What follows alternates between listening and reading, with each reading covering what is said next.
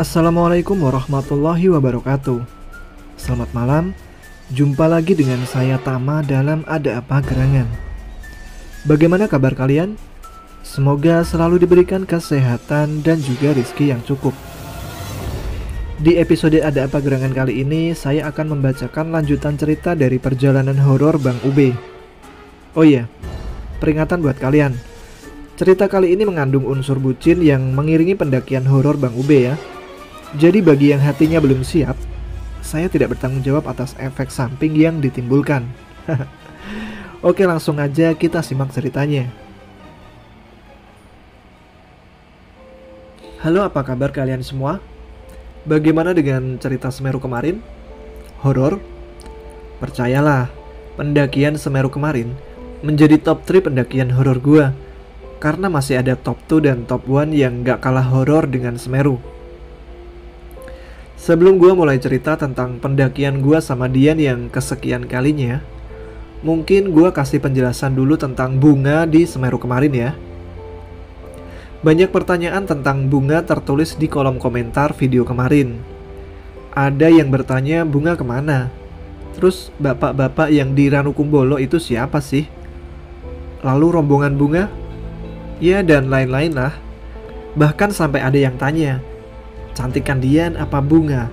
Dan malah gue disuruh borong semuanya. Dan sekarang gue balik bertanya pada kalian, sejauh apa dan seliar apa imajinasi kalian tentang bunga atau pendakian Semeru kemarin? Gue kasih 5 detik buat memikirkan jawabannya di dalam kepala kalian masing-masing. Dan mulai dari sekarang. Oke, selesai. Kunci jawaban kalian mari kita cocokkan dengan fakta sesungguhnya ya. Sebenarnya gue juga gak tahu nama cewek itu siapa, makanya sebut saja Bunga. Yang pertama, setelah gue bangun dari pingsan, paginya gue langsung naik ke ayak-ayak lagi, tanpa sepengetahuan petugas dan tanpa carrier, karena masih penasaran. Ternyata hasilnya nihil. Di ending, gimana bro Tama mau jelasin? Orang dia juga kena prank kok. Sorry bro, biar adil pembaca dan pendengar sama-sama merasakan misterinya, iya nggak? Cukup penjelasan gue. Kembali ke cerita selanjutnya. Madiun 2009. Masih di tahun yang sama dan kelanjutan dari ritual mendaki tahunan gue. Setelah pendakian Semeru yang bikin gue nggak enak makan, gue melanjutkan perjalanan ke arah barat menuju Madiun, kampung halaman orang tua gue. Ken Arok, yaitu nama Vespa gue kan, melaju menuju rumah nenek gue di Mangunharjo Kidul, Bonggang Wahyu. Seminggu di Madiun setelah pendakian Semeru, gue putusin buat mendaki Gunung Wilis dan Lawu. Kalau ada pertanyaan apa nggak kapok dan trauma setelah turun di Semeru, gue jawab no. Gunung adalah pelarian dan hasrat gue waktu itu. Dan entah kenapa gunung selalu terlihat seksi buat gue. Dan mungkin Dian dengan hot pants-nya pun masih kalah seksi. Ya waktu itu sih. Dua pendakian ini gak perlu gue bahas panjang dan share karena gak ada yang aneh-aneh juga. Untuk Wilis, trek siang via Pulau Sarikare Madiun. Trek panjang yang melewati punggungan bukit dengan jurang berada di kiri dan kanan jalur. Sepintas mirip jalur turun alternatif Merbabu via Selo. Tapi di sini vegetasi lebih rapat dan terlihat hijau. Makanya kalau kesini, gua saranin jangan pakai baju hijau. Kalau ada apa-apa susah carinya. Terus terang aja, gua nggak berani trek malam di Wilis. Hawanya beda bro. Mana ada kuburan juga. Banyak sih gunung yang ada kuburannya, tapi yang ini beda. Coba tanya aja yang udah pernah kesana. Buat Lawu seperti biasa trek malam via Cemoro Kandang, turunnya lewat Cetho. Walaupun akhirnya gue harus balik lagi ke Cemoro Kandang menjemput Ken Arok. Kurang kerjaan ya.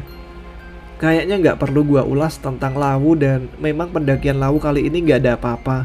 Damai-damai aja. Awal Februari 2009. Ada telepon dari Dian. Dia minta dijemput di Jogja di rumah neneknya. Kayaknya memang jodoh deh. Gua ke rumah nenek gua di Madiun, dia ke rumah neneknya di Jogja. Singkatnya, gua jemput Dian di jalan Kementiran di belakang Malioboro. Setelah berpamitan, berangkatlah kami menuju Boyolali dan berbelanja perbekalan secukupnya, lalu langsung tancap gas menuju Selo. Seperti biasa, Ken Arok dengan gagahnya melibas tanjakan-tanjakan panjang untuk mengantar tuannya ke basecamp Selo. Jam 2 siang sampailah kami di basecamp dan urus administrasi juga lain-lain. Lalu istirahat sejenak dan mulai peregangan sejenak. Serius, ini penting. Biasakan lakukan itu minimal 10 menit. Dapat mengurangi resiko terkilir otot kaki ataupun punggung. Karena memang 1 jam di awal pendakian itu berat. Buat kalian yang pemula atau perdana, ini ujian mental, bukan fisik loh ya. Jangan menyerah. Kumpulkan stamina juga mental kalian. Yang tadi sedikit ambiar dan semangat maju terus, gak usah lihat belakang, apalagi lihat mantan. Semua pendaki mengalami itu normal. Senior-senior pun sebenarnya mengalaminya. Itu adalah tanda badan sedang beradaptasi. Nanti setelah 1 jam pendakian, pasti terasa lebih ringan. Bedanya nih, kalau senior gak mau bilang aja sih. Kembali ke topik. Jam 3 sore kami bersiap memulai pendakian. Dari jauh, gue melihat seorang pendaki laki-laki dengan rambut gondrong yang baru saja turun. Dia sedang rebahan di bawah pohon rindang. Yang, kesana dulu yuk. Gue mengajak Dian sambil gue menunjuk ke arah pendaki itu. Mau ngapain? Gak usah aneh-aneh coba, tanya Dian sedikit heran. Kami pun mendekati pendaki tersebut. 10 meteran sebelum sampai di lokasi pendaki tersebut, pendaki itu menatap tajam ke arah gua. Kedua mata kami saling bertemu. Dan Ube, anak setan, kemana aja lo? Teriak pendaki itu terkejut setelah melihat dan mengenali gua. Kasar ya bahasanya, gak sopan ya bahasanya buat di gunung. Tapi begitulah kami. Bukannya kami tidak menghormati atau kurang ajar pada gunung. Bedakan ya, mengumpat dan mengumpati. Tapi percayalah, gunung adalah arena bermain kami waktu itu. Dan sayangilah gunung, maka gunung akan menyayangi kalian. Kata-kata terakhir masih berlaku sampai sekarang buat gue. Wah, anak haram, lama gak ketemu, kagak hilang juga bacot ngeres lo. Jawab gue penuh semangat. Percayalah, semakin akrab pertemanan, semakin kasar pula bahasa yang digunakan. Ya, pendaki itu bernama Doni, satu dari 4 member tim inti pendakian gua. Sekedar info, tim kami dari awal terbentuk beranggota tetap. Kami juga dulunya pernah mengikuti seleksi keanggotaan Wanadri yang pada akhirnya harus gugur di tahap P3 karena suatu kendala. Mungkin yang penasaran dengan Wanadri bisa searching di Google. Doni seumuran gua, bacotnya ngeres, kelakuannya sama ngeresnya. Tapi Doi paling energik, setia kawan dan paling rame di antara kami. Gak ada kamus mengeluh dalam hidup dia, seenggaknya selama gua kenal dia.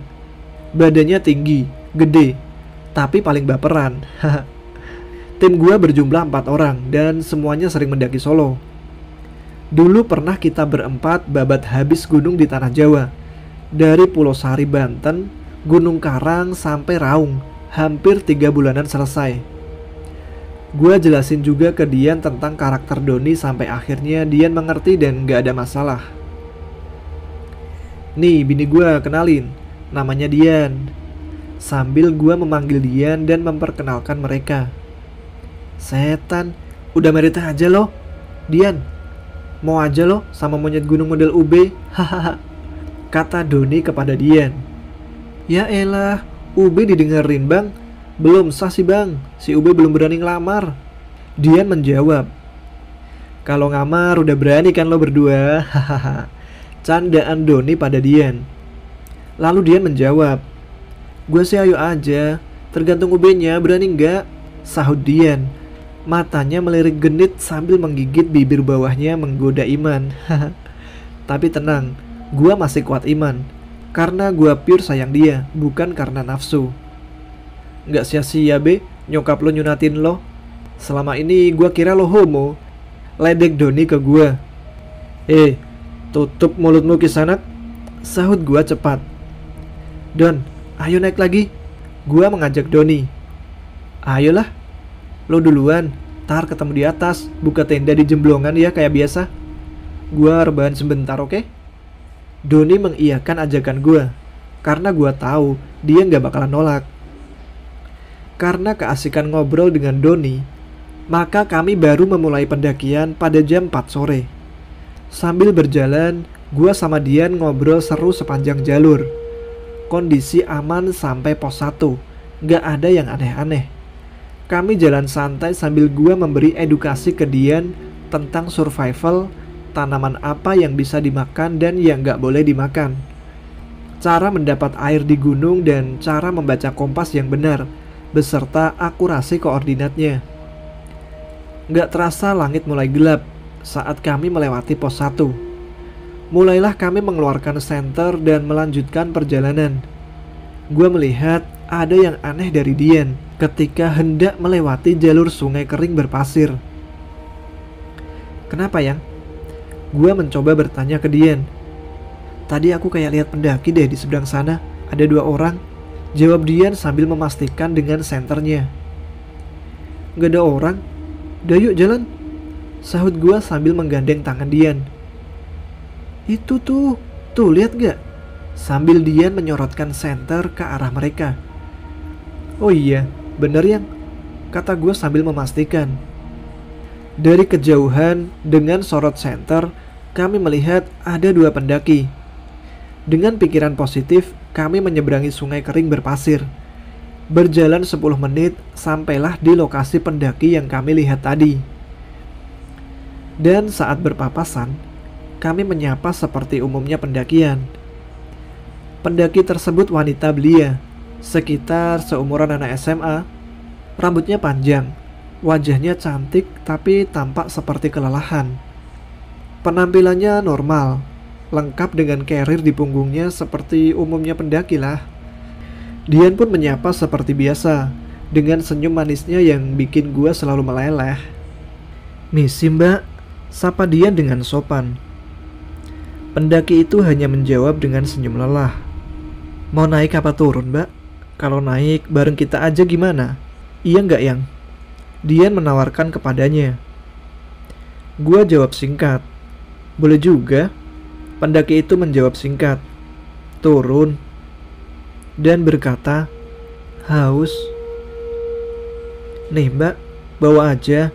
Kita masih ada. Kalau kurang masih ada lagi, kata Dian sambil memberikan sebotol air pada pendaki itu. Dan pendaki itu pun minum perlahan. Kok nggak pakai senter mbak? Pakai punya aku aja nih, kita masih ada headlamp kok. Iya kan yang? Tanya Dian juga menawarkan bantuan. Gua nggak jawab, cuman diem aja. Gua ngerasa ada yang aneh. Dari tadi nih orang ditanya jawabannya singkat aja. Mukanya kelihatan lelah, tapi cara minumnya biasa aja. Belum lagi malam-malam tanpa senter. Bisa-bisanya cewek seumuran dia gak panik dan terlalu santai malah. Mbak, tadi kita lihat kalian berdua. Temennya mana mbak? Tanya dia lagi. Tanpa menjawab, pendaki itu menunjuk ke arah pohon di sebelah kiri jalur pendakian, berjarak 10 meter dari kami. Otomatis kami berdua mengarahkan senter ke pohon yang ditunjuk. Dan ternyata gak ada siapa-siapa. Gua mencoba sorot di sekitar pohon, gak ada apa-apa. Lalu gua coba sorot ke atas, dan benar aja kecurigaan gua. Di situ gua melihat ada sosok kuntilanak sedang duduk-duduk di sebuah dahan, melirik tajam ke arah gua. Wajahnya pucat dengan rambut yang acak-acakan dan lehernya seperti tak bertulang. Kepalanya ketekuk hingga kepalanya menempel di pundak kanannya. Pengalaman di Semeru kemarin mengajarkan gua untuk tidak takut menghadapi sosok-sosok seperti itu. Entah kenapa, mental gue sedikit pun gak bergeming.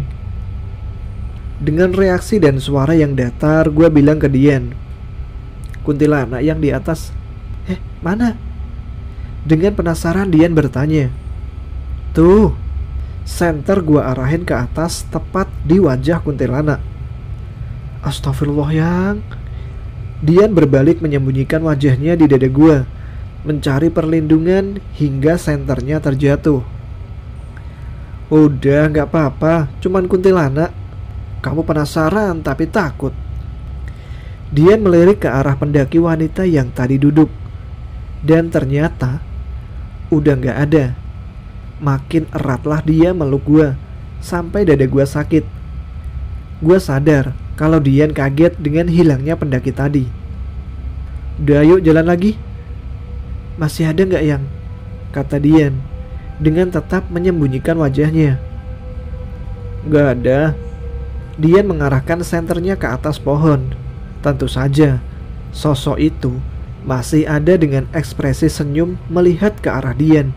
Dan dada gue dipukul Dian. "Kamu ya, situasi kayak gini jangan bercanda deh, aku gak suka." Makin eratlah dia memeluk gue. Iya, ayo jalan lagi." "Gak bakalan pergi dia, itu mah rumah dia." "Aku takut yang," kata Dian. "Gak usah dilihat kalau takut. Mau di sini aja, nemenin dia sampai pagi." "Enggak ah, yaudah yuk jalan." "Ya kali kamu mau ngopi bareng sekalian yang." "Gak usah dilihat, lihat kanan jalur aja," kata gue menguatkan Dian. "Hitung mundur yang," pinta Dian. "Apanya?" "Jarak dari kita ke dia." "Oh iya ya." Kami mulai jalan pelan, selangkah demi selangkah. Gua bisa bayangin gimana takutnya Dian. Sambil jalan, gua mulai hitung mundur sesuai permintaan Dian. Posisi gua di depan dan Dian di belakang. Mepet banget sampai mau jalan aja susah. 9 meter, 8 meter, 7 meter, 6 meter, 5 meter. Di hitungan ke-4 meter, suara tawa kuntilanak tersebut terdengar seperti mengiringi kami langkah demi langkah. Suaranya seperti ringkikan kuda, tapi lebih terkesan angker. 3 meter, suasana menjadi terasa mencekam dengan suara tawa yang semakin dalam masuk ke dalam gendang telinga. Bulu kuduk merinding total. Kaki terasa kaku, susah buat diangkat. Belum lagi posisi jalan terlalu menempel, membuat makin susah bergerak. 2 meter, jiwa merasakan ancaman kengerian, ditambah tenggorokan terasa kering. 1 meter, pikiran mulai bercampur aduk dengan persendian tulang kaki terasa lemas. 0 meter, suara tawa semakin menjadi-jadi, terdengar jelas tepat di atas kami. Waktu terasa berhenti, keringat dingin bercucuran tanpa henti. Persendian yang tadinya kaku terasa lemas seperti tanpa tulang. Pikiran dan hati berkecamuk, bagaikan berdiri di ujung jurang. Lewat 1 meter, hati mulai lega, walaupun tidak mengurangi kengerian yang mencekam. Lewat 2 meter, sedikit demi sedikit keberanian muncul. Kaki terasa lebih ringan. Lewat 3 meter, kepingin rasanya berlari sekencang-kencangnya, meninggalkan situasi seperti itu. Lewat 4 meter, mental dan pikiran mulai stabil, energi positif pulih.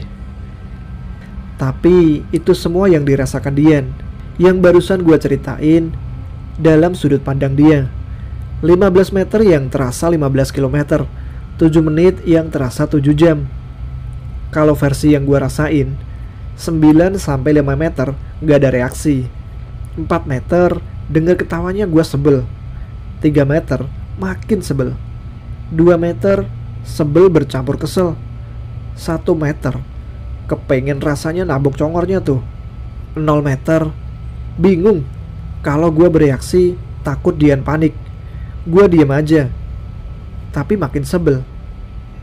Setelah gue lewat 1 meter, dan seterusnya, bodo amat. Udah aman, kamu di depan lagi, Gih. Oh iya, satu lagi pelajaran. Kalau kalian jalan berdua sama cewek di gunung, jangan pernah sekali-kali biarkan posisi dia di belakang, kecuali kondisi tertentu. Karena tenaga cowok lebih full, takutnya si cewek ketinggalan jauh. Dian bilang, beneran? Iyalah, udah kamu di depan, fokus sama trek. Perjalanan dilanjutkan. Dengan 5 menit di awal, Dian masih merasa sedikit ragu-ragu. Yang akhirnya, gue mengajak ngobrol yang lucu-lucu untuk mencairkan suasana dan melupakan sejenak ketegangan yang baru saja terjadi. Sambil terus gue kasih semangat dan motivasi. Tiba-tiba, dari arah bawah, terdengar suara seorang laki-laki berteriak-teriak, memanggil nama kami. Suaranya nyaring, seperti hendak membangunkan makhluk-makhluk seisi gunung. Dian bilang, denger gak Yang? Kayak ada suara orang berteriak, manggil-manggil kita.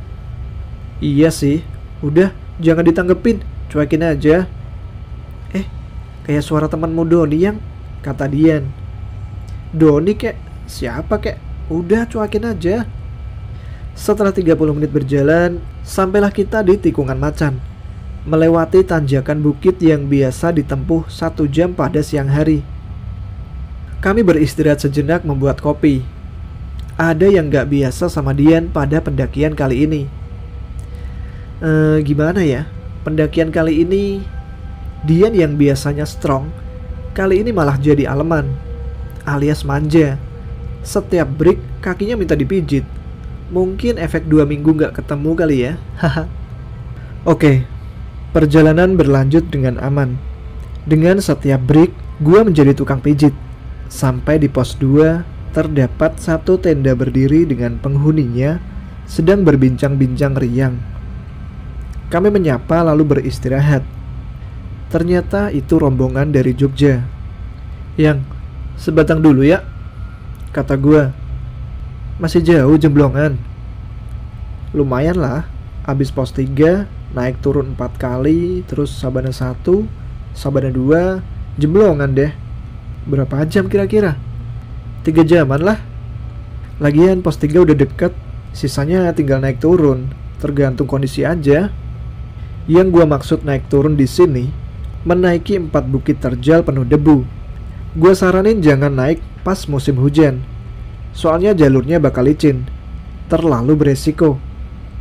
Di musim kemarau siapin masker dan siapkan sunblock kalau trek di atas jam 10 siang, karena paparan UV di sini lumayan tinggi. Setelah berpamitan dengan rombongan Jogja, perjalanan diteruskan menuju pos 3 melewati jalur air. Sampailah kami di pos 3 ditandai dengan ladang Edelweiss. Terlihat 4 tenda di sana. Kami pun ikut nimbrung, mengelilingi api unggun untuk sekedar menghangatkan badan dan mencari teman ngobrol. Sekalian juga kami memasak, karena medan setelah ini lumayan berat. Jadi energi dan stamina butuh diisi ulang. Singkat cerita, setelah energi kami diisi ulang, kami melanjutkan perjalanan. Singkat cerita, sampailah kami di Sabana 2. Sampailah kami di tujuan menginap kami malam ini di Sabana 2, lebih tepatnya di Jemblongan. Kami mulai mendirikan tenda di balik rumpunnya padang Edelweiss, tempat biasa tim gua ngecamp. Karena Sabana 2 lokasinya terbuka, kalau kita sembarangan buka tenda, takutnya tiba-tiba ada angin kencang datang. Dan gua jamin, tidur kalian gak bakal nyenyak. Setelah tenda berdiri, kami membuat perapian kecil, yang tentunya gua jamin safety. Karena di sekeliling perapian gua pagerin batu yang lumayan besar, supaya api nggak menjalar kemana-mana. Jadi please buat kalian, jangan sembarangan membuat api unggun di Sabana ya. Karena belum mengantuk, kami pun begadang di luar tenda, menghadap api unggun sebagai penerang dan penghangat dinginnya malam. Mengobrol santai dengan sesekali bercanda tentang masa depan, disertai tugas memijit kaki ibu negara. Kopi Yang? Pasti dong. Lalu Dian berkata sekali lagi, "Nih, baca, aku bikin waktu di pesawat kemarin." Sambil memberikan sobekan kertas dan gua membaca dengan hati-hati sambil di mana kamu pulang. Akulah tempat kamu melepaskan penatmu. Hapus dahagamu, bercinta denganku. Cumbulah setiap inciku seperti kamu mencumbu merbabumu. Dekapku seperti kamu mendekap raung di ujung Jawa. Bawa aku dalam episodemu, masukkan aku di akhir ceritamu. Lautan awan Tambora menjadi saksi kemesraan Sindro Sumbing. Linggar Jati memandang iri kepada merbabu Merapi. Sang Arjuna yang menyendiri di utara Majapahit bertanya pada Rinjani, kapan pendaki ini berhenti? Hitunglah berapa kali pendaki ini kembali dan terus kembali ke sini. Kerinci menyahut pelan, mungkin ketika mati. Sambil tersenyum Dian bertanya, bagus nggak? Pret. Gua jawab singkat sambil senyum pula. Dan yakinlah kalian, puisi ini masih gua inget di luar kepala sampai hari ini. Sambil cemberut imut, Dian menegur, "Dih, parah kamu, gak menghargai jerih payah orang lain." Gua pun bertanya, emang siapa pendaki itu? Dia pendaki solo yang dulu menyatakan perasaannya ke aku waktu kita di puncak Slamet menikmati sunrise dan berbagi kopi di gelas yang sama. Dian menjawab dengan antusias. Terus, kamu terima? Gua bertanya lagi. Dengan agak malas-malasan Dian menjawab, terpaksa sih. Habis, kasihan, jauh-jauh ke Bambangan buat cari nomor aku doang. Gua kembali bertanya, masa sih? Segitunya? Iyalah, dapetin orang cantik butuh perjuangan bro Ube. Lagi juga udah capek-capek naik ke puncak buat nembak. Masa iya aku tega nolak? Takutnya kalau aku tolak, tar dia loncat ke bawah lagi. Hahaha. Gua pun manggut-manggut. Oh, gitu ya. Yaudah, sekarang kamu masuk tenda Gi. Aku mau packing alat-alat. Hah? Kok packing? Bukannya baru sampai ya? Mau lanjut jalan lagi? Ya enggak lah, jawab gua belagak cuek. Terus? Aku mau balik ke Tangerang. Kamu di sini aja, nemenin pendaki itu, jawab gua sambil belaga lebih ketus. Dih, nambek. Tawa renyah dan senyum manis yang bisa melelehkan salju abadi di puncak Everest. Oh Dian, ambiar gua kalau inget senyumannya. Jam 2 dini hari terdengar lagi suara teriakan yang memanggil-manggil nama kami. Yang, denger nggak? Kok ngikut terus ya sampai sini? Ucap Dian. Ya udah masuk tenda aja, langsung tidur. Dian pun memasuki tenda terlebih dahulu, dan gua sibuk mematikan pengapian di depan tenda. Setelah api padam, gua bersiap masuk tenda dengan posisi berjongkok menghadap pintu tenda. Tapi begitu mau masuk, terdengar suara ranting patah tepat di belakang gua. Gua sempat berhenti sejenak dan terdengar lagi suara ranting patah yang terinjak. Gua sempat ragu buat nengok ke belakang, tapi karena rasa penasaran dan teringat keselamatan Dian, gua pun nekat untuk menengok ke asal suara, sambil dalam hati menebak-nebak liar kira-kira sosok apa yang bakal gua temuin. Pocong, kuntilanak, atau mungkin sosok yang lebih seram. Dan begitu gua nengok, gua melihat sosok seperti bayangan manusia hitam, gelap, berdiri tegap dan tangannya bergerak seperti hendak memegang kepala gua. Belum sempat gua lihat wajahnya, tangan itu sudah menyentuh tepat di jidat gua, sembari menoyor pelan kepala gua dan berkata, "Tolol lu, dari bawah gua panggil-panggil gak mau berhenti, kampret lah." Suara khas orang yang gue kenal. Kampret, ngagetin gue aja lo, gue kira siapa? Gue jawab cepat dengan setengah kaget. Itu Doni yang, sahut Dian di dalam tenda dan menghampiri kami di luar tenda. Dengan cekatan segera membuat kopi untuk kami. Iya nih, musang gunung, datang-datang ngagetin aja. Doni pun menyahut. Parah lo berdua, gue panggil-panggil gak ada respon. Nyaut kek, apa kek? Nah, lo kenapa teriak-teriak kayak orang gila? Jawab gue sambil terkekeh.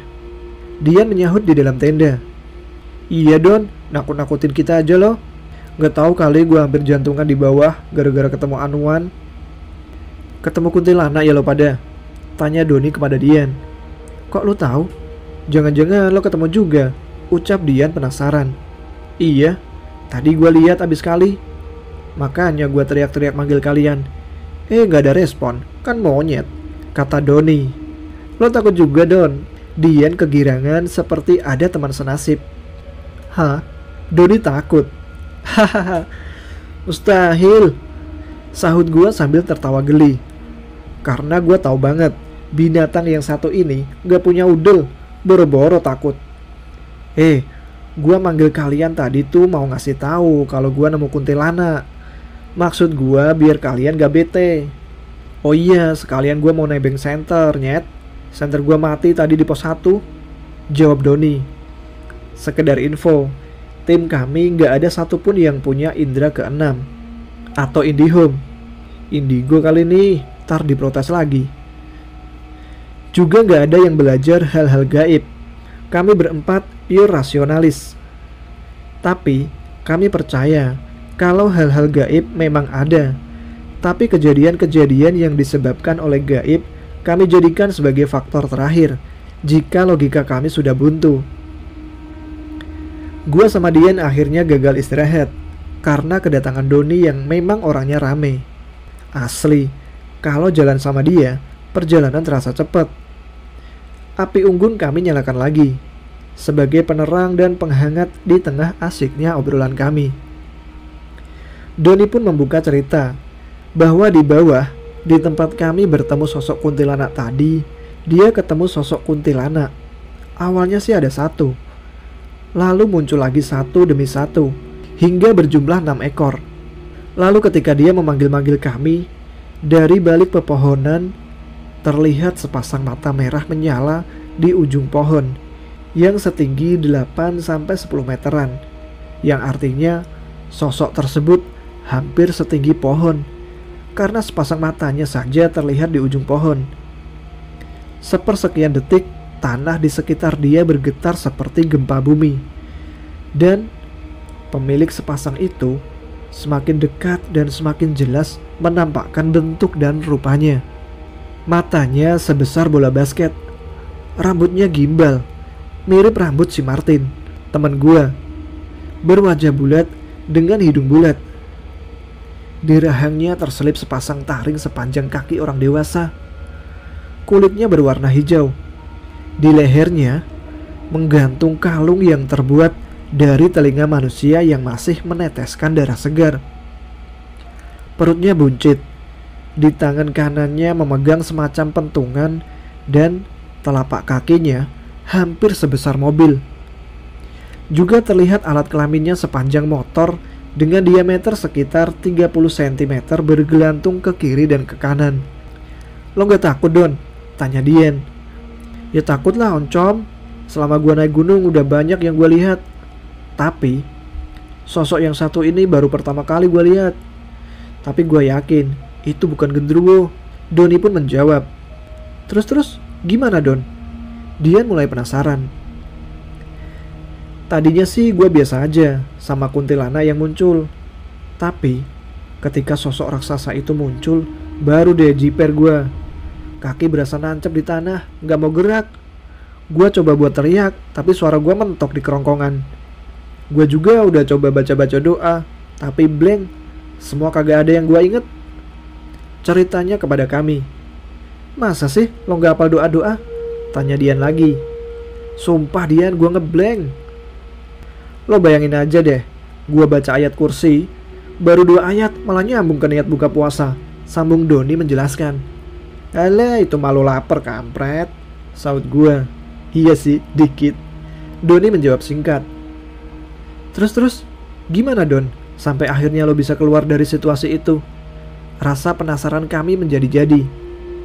Kacau deh. Tadi baca ayat salah-salah terus. Baca doa lupa doanya. Ya udah, gua pasrah aja deh. Gua tarik napas dalam-dalam. Gua coba berpikir positif. Biar nggak panik, gua coba nyalain rokok sebatang. Perlahan, kaki gua yang tadinya seperti nancep di tanah dan gemeteran hebat mulai bisa gua gerakin. Tapi sosok raksasa tadi masih ngawasin. Belum lagi itu kuntilanak, ketawa saut-sautan. Semakin rokok gua hisap dalam-dalam, semakin ada kemajuan kondisi gua. Kaki udah nggak lagi gemeteran dan bisa diajak melangkah. Baru gua ingat sesajen yang dulu gua lihat di Lawu. Gua coba ikutin cara itu. Kata Doni menjelaskan panjang lebar. Nah, lo ngasih sesajen?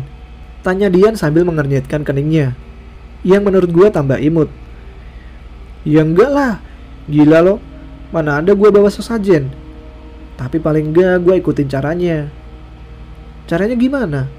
Sahut gua sama Dian bersamaan. Gua keluarin rokok gua yang masih sisa 4 batang. Terus pelan-pelan gua taruh di bawah pohon. Dan bener aja, seketika badan gua udah mulai normal. Terus gua lanjut jalan ke atas tanpa tengok-tengok lagi. Nah, pas gua jalan sekitar 6 meteran, gua balik lagi tuh, kata Doni. Lah, lo ngapain balik lagi Don? Tanya Dian. Haha, jadi ceritanya lo dipalak Don, ucap gua sambil ketawa. Iya, gua balik lagi ke bawah pohon, tempat tadi gua naruh rokok. Sampai di bawah pohon, gua ambil tuh rokok 3 batang. Karena emang gua gak punya rokok cuy. Abis itu gua lanjut naik lagi. Jadi, dia cuma lo kasih rokok sebatang. Tambah ngakak gua dengar cerita si Doni. Iya kan gak lucu be kalau gua joinan rokok sama dia, jawab Doni. Sebenarnya yang lo lihat apaan sih Don? Tanya Dian penasaran. Gua juga gak yakin. Genderuwo bukan, soalnya warnanya hijau, jawabnya. Kolor hijau kali Don, tanya Dian.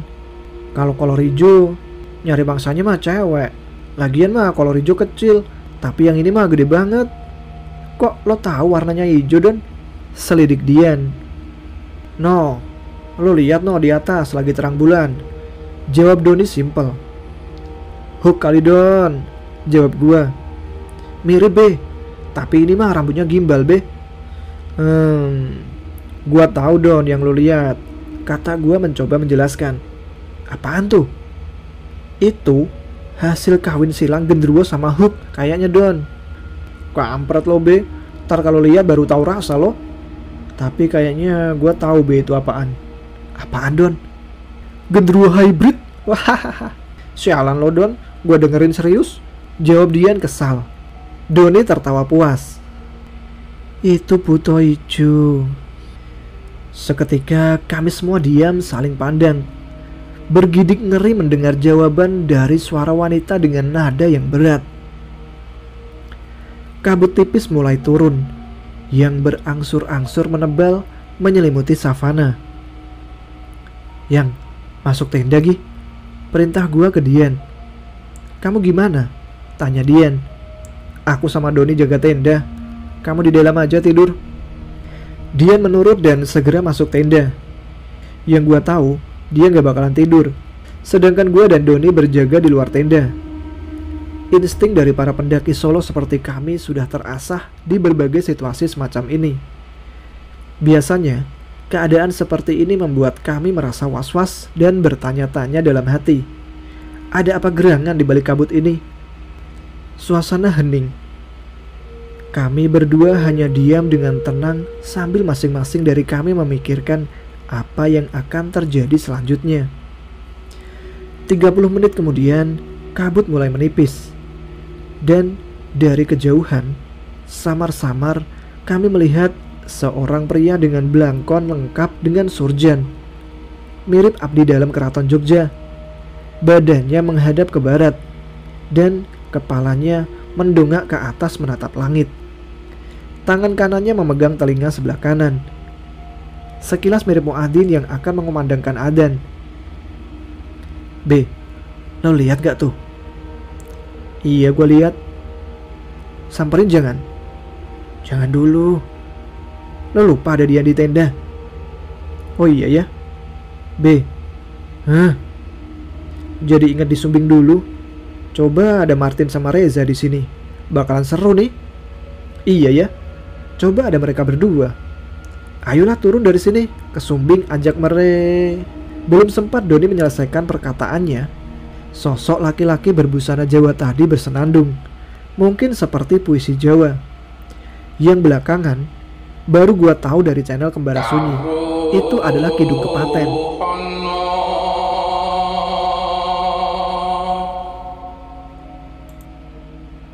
Tulunge wong urip niki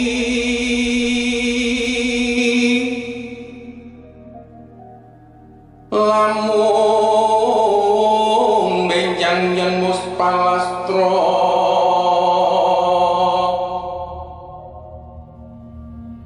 wong mati ngangji parani.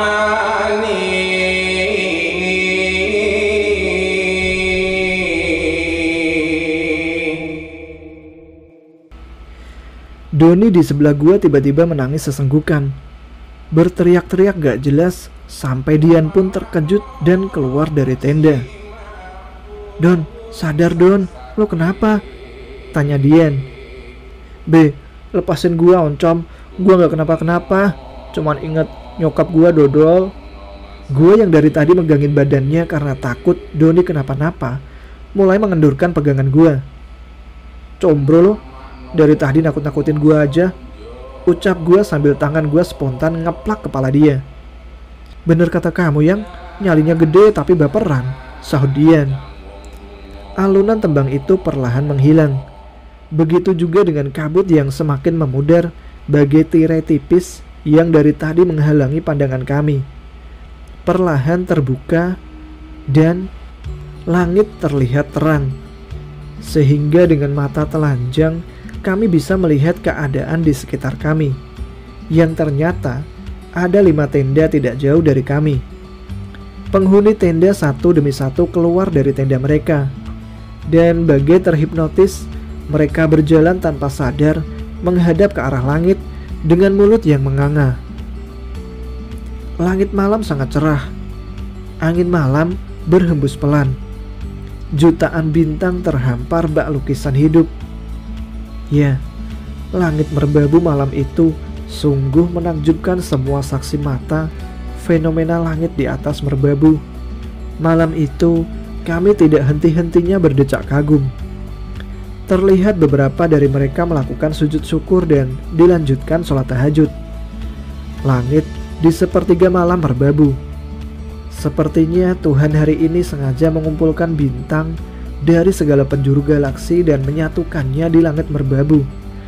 Mungkin tidak terlihat dari atap rumah kalian, tapi di atas sini garis cakrawala di ujung bumi terlihat, tergradasi menyatu dengan jutaan bintang yang terhampar berserakan ke segala penjuru atap merbabu. Tangannya mendekap erat seolah besok adalah hari terakhir kita di bumi. Waktu terasa berhenti pada momen di mana Dian berkata, I love you. Hidup terasa lengkap di mana hari itu di atas ketinggian 3145 mdpl hanya ada langit, alam, gunung, savana, nyanyian binatang malam, hembusan lembut sang bayu, secangkir kopi hitam pekat, dan wanita yang sangat gua sayangi melebihi nyawa ini. Mentari mulai menyembul dari timur langit. Pertanda sunrise mulai menunjukkan keangkuhannya, seakan mengusir para bintang dan menenggelamkan rembulan. Jam 7 pagi kami bertiga bersiap menuju Kenteng Songo. Perjalanan aman, tidak ada hambatan yang berarti. Setelah mencapai puncak Kenteng Songo, terbersit keinginan gila membelah merbabu dan langsung menuju puncak Merapi. Tetapi gua urungkan karena mengingat jalur yang membingungkan.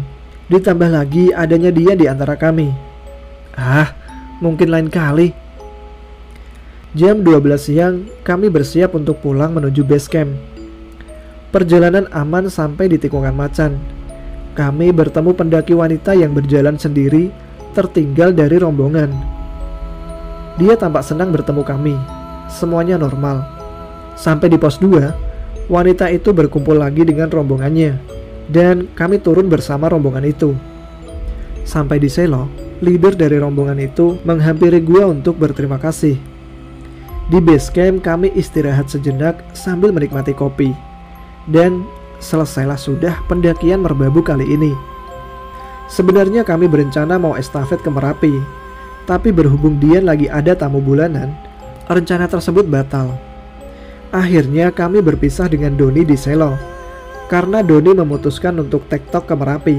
Sedangkan gua harus menepati janji pada Dian untuk menemaninya keliling Jogja. Jogja 2009.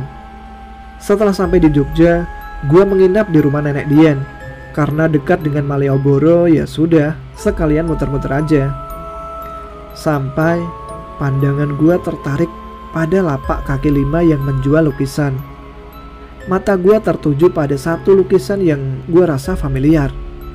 "Mas, ini lukisan siapa, Mas?" tanya gua penasaran. "Oh, ini Sunan Kalijogo, Mas," jawabnya cepat.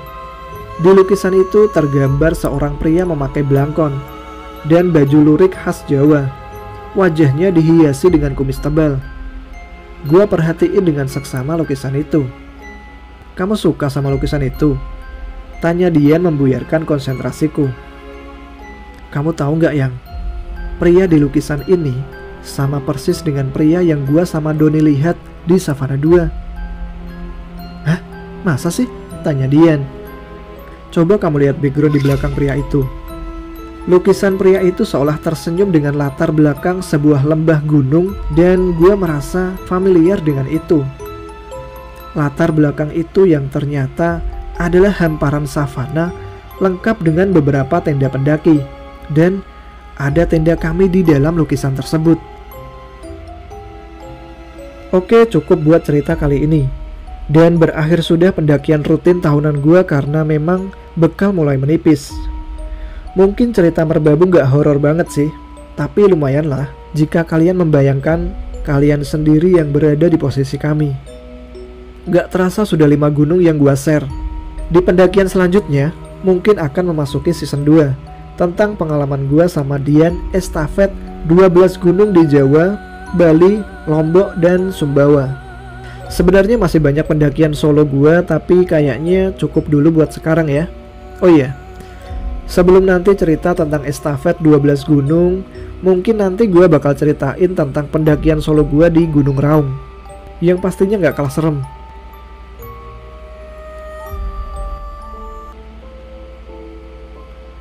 Terima kasih Bang Ube untuk cerita kali ini. Yang kuat mendengar cerita ini sampai akhir tanpa skip cerita sekalipun, selamat untuk kalian. Terima kasih untuk Mas Itang dari channel Kembara Sunyi yang telah mengizinkan saya untuk menggunakan kidung kematian darinya untuk melengkapi cerita kali ini. Yang penasaran dan belum tahu channel Kembara Sunyi, silahkan mampir ya, karena channelnya keren, menyajikan cerita horor dengan nuansa yang gak biasa menurut saya. Terima kasih juga untuk kalian yang sudah menyimak episode kali ini. Yang tak ingin ketinggalan episode selanjutnya, sebaiknya subscribe dan aktifkan notifikasi ya. Oke, kita jumpa lagi di episode selanjutnya. Dengan saya Tama tentunya. Tetap semangat, jaga kesehatan, selamat malam. Assalamualaikum warahmatullahi wabarakatuh.